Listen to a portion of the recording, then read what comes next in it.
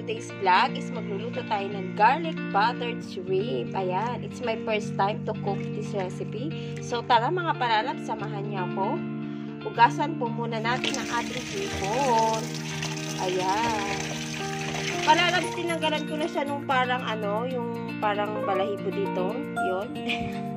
Basta yun mga palalabs, tanggalan natin siya at hugasan mabuti. Ayan, so hinugasan ko na ito kanina palalabs. So hugasan pa rin natin ng mabuti. Ayan. So, ayan. Yung mga high blood dyan, ang blood pin is waving.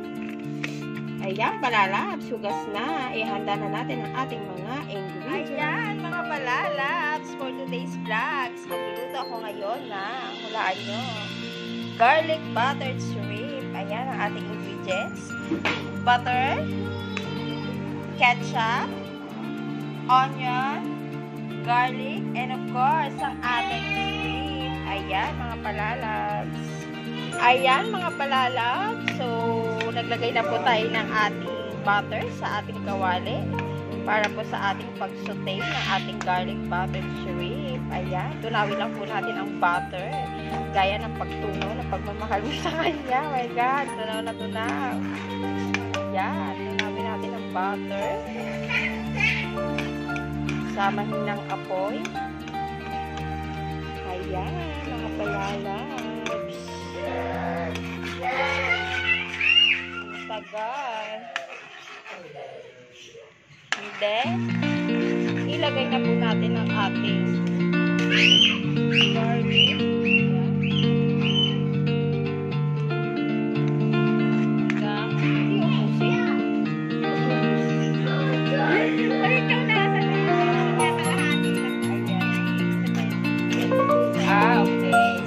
Sabi ng ating chef, marami ng palalabs. So, ilagay na natin ang ating garlic.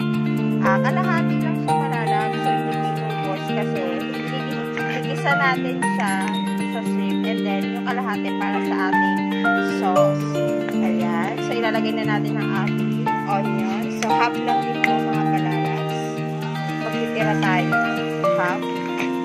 Ayan. Halo-haloin lang natin until mag-slightly brown yung ating mga ingredients. And then, ayan, nag-slightly brown na po mga palalabs. So, add na natin ang ating shrimp. Ayan, so sarap. Oh my God. Ayan, marami po tayong mga bata ngayon, mga palalabs, sa aking mga apo.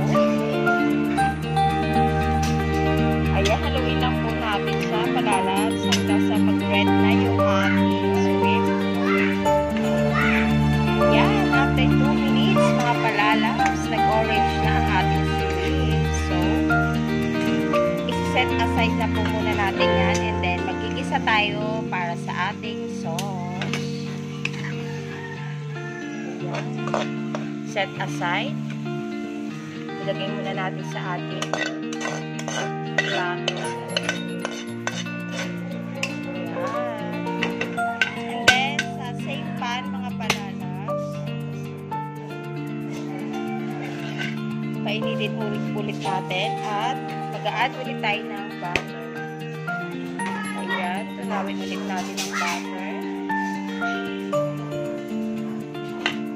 Tunawin ang butter. Natunaw ng ating butter, i-add po ulit natin yung ating half na garlic. Yan, at din mag-slightly brown po ulit palalab. So, dalawang isa tayo palalab. Isang isa para sa shrimp at isang isa para sa ating sauce.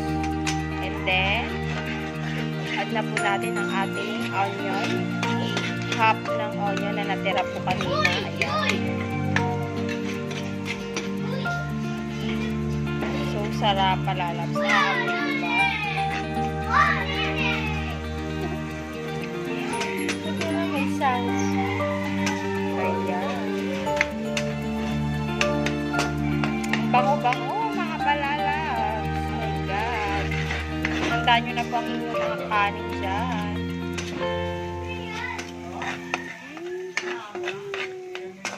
Ayan. Slightly brown na po ang ating garlic and onion. So, add po natin ang ating tomato ketchup. Ketchup, tomato. Yan. Depende po kung gaano karami kayo magpapahalap na tansya. Kung gaano karami gusto kumain. Ayan. Haluin lang natin mga paralas. Add po natin ang ating ground pepper. Yan, timplahan po natin ang naaayon sa ating panlasa.